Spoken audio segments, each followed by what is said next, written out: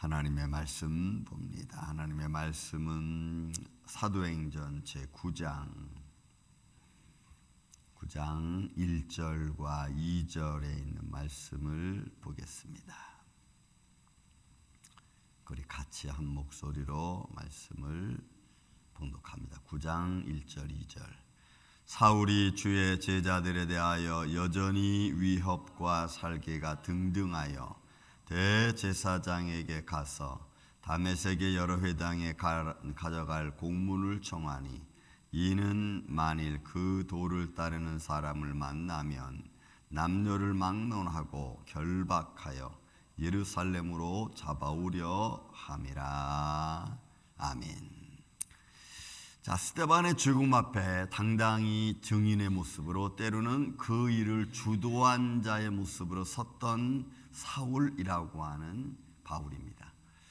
사울이 청년 때 율법학자였고, 그런 율법에 다른 사람보다 굉장히 열정적인 사람이었습니다. 그래서 그의 많은 말씀을 선포하는 과정, 고린도 교회에서도 그렇고 에베소 교회도 그렇고 갈라디아도 그렇고, 그의 많은 선포하는 과정 속에 보면은 자기는 갈라디아에서는 많은 영갑자들보다도, 자기보다 많은 연세 들은 사람들보다도 더 내가 율법에 열심히 있는 자라고 자기 자신을 그렇게 소개합니다.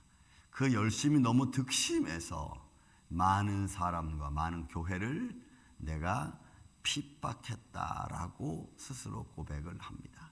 그래서 디모데에게 편지 쓸 때는 그런 나를 하나님께서 긍휼히 여기사 나를 주의 일꾼으로 삼으셨다라고도 고백을 하죠.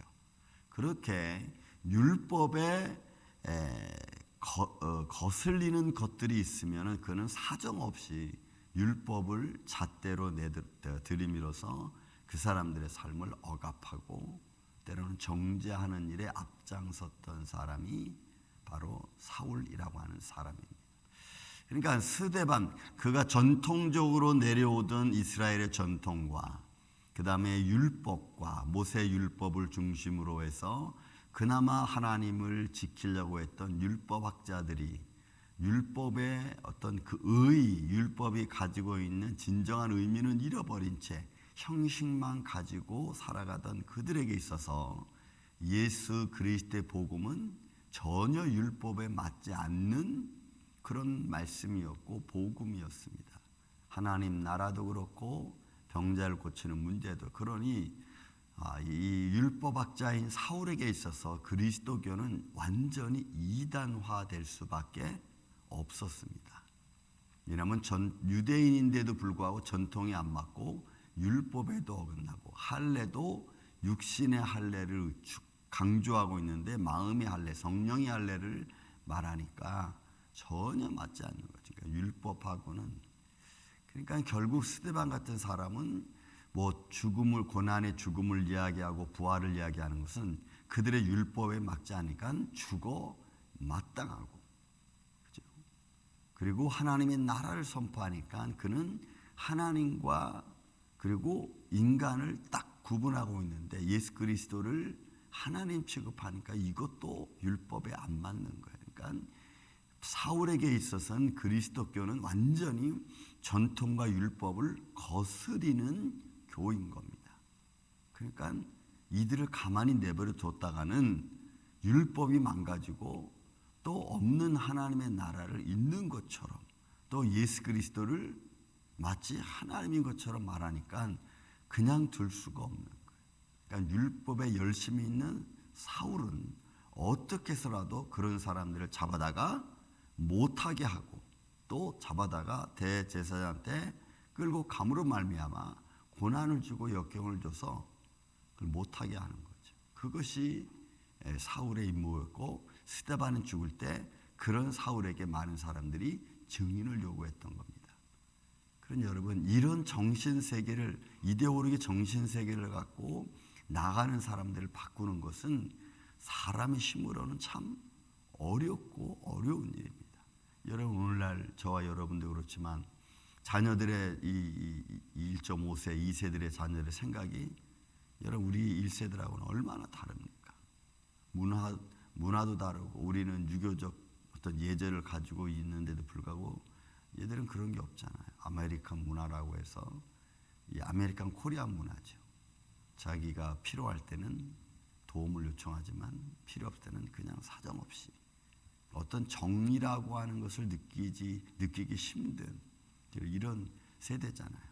그리고 자기들의 어떤 삶의 방식을 고수하고 이미 낡은 것은 인정하지 않는, 그래서 1세대하고 2세대, 1.5세와는 잘 생각이 안 맞잖아요. 그러니까 하물며 우리의 이 삶도 그런데 이 이데올로기의 삶, 종교적인 신앙심은 여러분 이건 더 힘든 겁니다. 여러분 우리가 불교하고 기독교가 합칠 수 있습니까? 그럴 수 없죠. 그거 쉽지 않잖아요. 진짜 신이 누구냐라고 말하면 자기들이 믿는 신이 진짜라고 말하지, 어떤 논리성과 정당성과 성령의 역사를 보면서 그래 당신의 신이 정말 참 신인 것 같소라고 말하는 것은 여러분 이 세상에서는 불가능해요. 개종하지 않고는, 정말 내가 그런 어떤 성령의 큰 감동으로 내가 딱 내 생각이 깨달아지지 않고는 여러분 이거 갈 수가 없는 거예요. 그러니까 사울은 그런 게 인정이 안 되는 거지. 율법을 철저하게 가말리엘 문화에서 철저히 배웠고, 그리고 그 율법을 통해서 우리는 어떻게 행동해야 되는 것을 철저히 알았으니까 믿음이라는 것을 생각하지도 못한 거예요. 구원이라는 것이 생각지도 없는 거예요. 하나님 나라는 그거는 뭐 더 이상. 그러니까 사울에게 있어서 스데반은 죽어 마땅한 죄인이고, 그런 그들이 전하는 복음은 없어져야 될 것들로 인정이 되는 겁니다.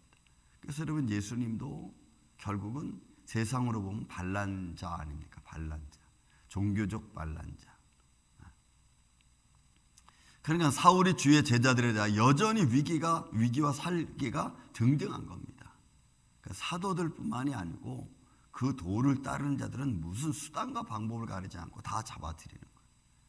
그러니까 여러분 이런 오늘날 이 위협과 살기가 등등하는, 지금은 세상이 뭐 전쟁 나고 또 어떤 이런 우리가 일상적으로 살아가는 데 있어서 위협과 살기가 등등해서 종교적 이념이나 이건 가지고 아직은 그렇게 드러나지 않게 종교를 무시하고 파괴하고 뭐 잡아가고 이런 건 없잖아요. 다만 우리의 삶의 현실이 지금은 위협이죠.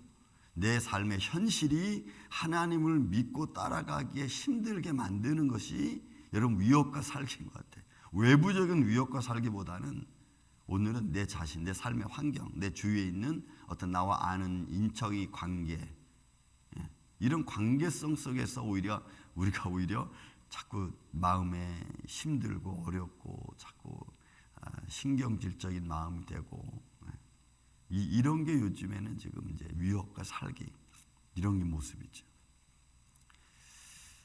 그러니까 사울이 이런 위협적인 것을 가지고 대제사장들을 통해서 이런 걸 어떻게 말살해야 되지 않겠냐 하면서, 자 이런 사람을 많이 믿는 지역이 어디냐 이렇게 말하는. 그러니까 대제사장부터 다마스쿠스, 그럼 이제 여러분 예루살렘부터 저 갈릴리 위 지방이죠. 그러니까 북동쪽이죠. 북동쪽 갈릴리 위쪽으로 해서 북동쪽에 있는 다마스쿠스 쪽에 있다. 그래서 다메섹의 여러 회당에 갈 공문을 청해. 그러니까 여기 회당에 가서 결국 그들은 이제 사울은 가서 잡아오려고 하는 거죠. 왜? 그들이 구약의 성경에 있는 말씀을 율법을 무시하고 자꾸 이상한 새로운 예수 그리스도의 복음을 전하니까 예수 그리스도가 신이라고 말하고 하나님이라고 그러고, 자꾸 그러니까 교회를 어지럽히는 자로 여러분 사울은 생각을 한 겁니다. 여러분 오늘날 교회를 어지럽히는 일은 여러분 내 생각과 하나님의 생각, 내 방법과 하나님의 방법, 그죠? 교회의 어떤 질서와 방법을 따르지 않고 자꾸 그 교회와 질서와 방법을 자기 것으로 만들고 자기 것으로 어떤 하나님 것인데도 불구하고 하나님의 영광을 써야 되는데도 불구하고 자기 욕망과 어떤 자기들 인간의 방법으로 자꾸 사용하니까 이게 조금 문제가 자꾸 되는 거죠. 그러니까 우리가 교회가 교회다워야 된다는 것은 참 맞는 말인데 진짜로 교회가 교회다워야 된다는 것이 어떤 건지 잘 모르는 거죠. 그러니까 기도하는 것, 또 우리가 헌신하고 봉사하는 것, 그러는 과정 속에서 우리의 마음의 자세, 그러니까 아주 신약 성경은 세세하고 섬세하게 되어져 있는 거죠. 왜? 마음의 믿음의 할례를 받고 또 믿음이라고 하는 그런 아주 심도 깊은 그런 영적 세계이니까 우리 삶의 현장에서 그런 것들이 잘 정리돼서 보여줘야 되는 것들이기 때문에 예민할 수밖에 없어요. 구약에서는 자기 생각이 어떤지 그런 거에 뭐 별 생각 없지만 지금은 그런 게 다 보여지잖아요. 행동 속에서 그 사람의 얼굴과 표정이 보여지고, 말하는 속에서 그 사람의 인격이 보여지고, 그 다음에 봉사하는 성격 속에서 그들의 수고가 진짜인지 가짜인지 우리 눈에는 그런 게 막 보여지잖아요. 그러니까 신약 시대의 믿음 생활은 더 섬세할 수밖에 여러분 없는 거예요. 근데 그 섬세함이 믿음이라는 것과 사랑이라는 것이 이렇게 딱 섬김이라는 것이 딱 이렇게 같이 합쳐져서 보여지면 아름다운데, 그게 자기 욕망이고 자기 자랑이고 이런 것들로 쌓여지면 이게 이제 불편스럽게 보여지는 거죠. 이런 거예요. 그러니까 믿음의 도, 여러분 여기서 믿음의 도라는 것은 호도스라고 하는 건데, 이게 생활 방식을 말해. 생활 방식. 그러니까 다메섹의 여러 회당에 가져갈 공문을 청하니 이는 만일 그 도를 따르는 사람이니까 이 도는 호도스, 생활 방식. 그러니까 그 사람들의 생활 방식이 예수 그리스도를 따라가는 생활 방식으로 보여지는 거예요. 그러니까 율법자들은 그냥 율법만 딱 행동으로 지키면 이거 하고 이거 하지 말고 이렇게 하면 되는데, 여러분 예수님 믿는 사람은 플러스 알파가 되잖아. 그러니까 믿음의 사람들, 예를 들어서 주일날, 그죠? 음식을 만드는 것, 때로는 주일날 우리가 서로 도와주는 것, 뭐 이런 것도 그리스도의 그 복음을 가진 사람들은 여러분 성찬 예식하면서 도와주고 서로 위로하고 뭐 같이 걷고 막. 근데 율법은 그런 걸 다 금하잖아. 그러니까 이런 게 너무 다른 거죠. 그러니까 생활 방식이 벌써 다른 거예요. 그래서 여기서 딱 알 수 있는 게 뭐냐? 바울이 가서 딱 보고 율법자인지 아닌지 알 수 있는 것은 이 생활 방식이에요. 호도스. 그 생활 방식을 따르는 사람을 딱 못 잡아. 당신 예수 믿지? 당신 그리스도교 믿지? 이렇게 딱 아는 거예요. 여러분 우리도 알잖아요. 생활 방식. 이 사람은 진짜다 가짜다 뭐 이거 알잖아요. 그래서 그 도를 따르는 사람을 만나면 남녀를 막론하고 결박하여 예루살렘으로 잡아오려 함이라. 이렇게. 그러니까 결국 여러분 우리 생활 방식 속에서 뭐가 나타나는 거예요? 내가 예수님을 믿는지 안 믿는지, 진실한지 아닌지, 정말 하나님을 믿고 내가 믿음으로 가는 건지, 아니면 믿는다고 하면서 내가 아직도 내 인간적인 상황에 내가 빠져 있는지, 여러분 이런 게 다 보여지는 거예요. 저는 주님의 눈길 안에서, 주님의 손길 안에서 믿음의 길을 따라가려고 애쓰고 힘쓰는 저는 여러분들이 되기를 예수님의 이름으로 축원을 드립니다. 그것도 우리가 영적인 싸움이고 믿음을 증거하는 일입니다. 여러분 우리가 하나님을 하나님 되게 하는 우리의 방법은 그 말씀에 순종하는 거예요. 그 말씀에 순종하는 것은 하나님의 말씀과 믿음을 거스르게 하는 것들을 우리가 이겨나가는 거예요. 그게 우리가 주님을 따르는 방법이고 하나님을 하나님 되게 하는 방법입니다. 우리가 이런 마음을 우리가 딱 중심에 갖고 있으면 우리는 스스로가 이건 참아야지, 이건 이겨야지 라고 하는 것들이 여러분 생기잖아요. 여러분 전들 안 그러겠습니까? 저도 어떨 때는 육신적으로 힘들고 정신적으로 힘들면 조금 쉬고 싶다. 그럼 쉰다고 해서 문제가 해결되느냐? 여러분들 그건 아니야. 그러니까 우리가 힘들다고 해서 쉬어야 될 게 아니고, 힘들면 더 하나님께 가까이 가는 거예요. 저는 그렇습니다. 정신적으로 육신적으로 더 힘들면 하나님께 더 가까이 가요. 더 가까이 가서 그냥 하나님 앞에 그냥 엎드리는 거지.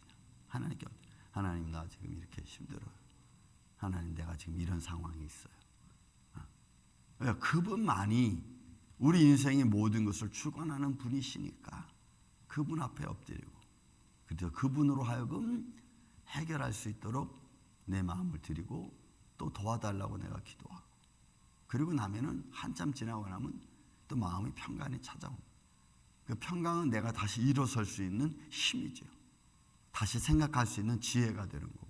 그러니까 하나님의 평강은 그냥 마음의 피스, 평화하고 이런 게 아니고 그거 평강은 내가 다시 일어설 수 있는 힘이 되고 내가 다시 무언가 생각할 수 있는 지혜가 임하게 되고 그 평강으로 말미암아 이렇게 되는 거예요. 내가 또 이길 수 없는 것들을 견디어갈 수 있는 에너지가 되고 이게 하나님의 은혜죠. 그런 은혜. 저는 그런 은혜가 여러분들 안에 있기를 예수님의 이름으로 축원을 드립니다. 그래서 내가 주는 평안은 세상이 주는 것 같지 않다라고 말씀했어요. 주님의 평안은 우리에게 힘이고 능력이고 견디게 하는 것이거든. 그 은혜가 있어야 여러분 우리가 살 수가 있는 거예요.